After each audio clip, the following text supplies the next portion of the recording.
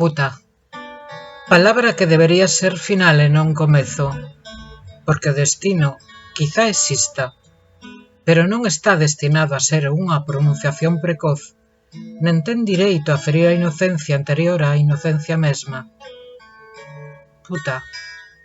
Palabra aínda, sen muller dentro, sen home furando a palabra para conseguir a muller que fica sempre agachada na sombra inaccesíbel do tambor,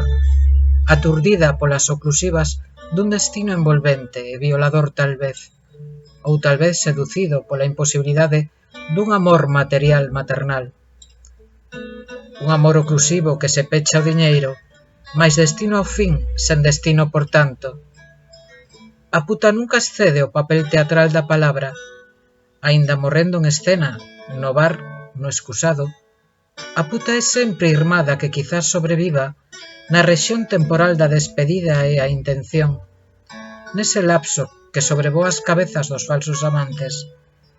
a que leva as contas, as débedas, os abortos, os papilomas, a única que teme e garda o lume contra a frixidez, a irmá inverno que florece a destempo, a irmá máis pobre que a pobreza, pero non puta aínda núbil e instintivamente lasciva, unha lembranza do sexo aberto do amañecer, a cona fértil de probabilidades, o clítoris sorpresivo ou unha idea indefinida da felicidade.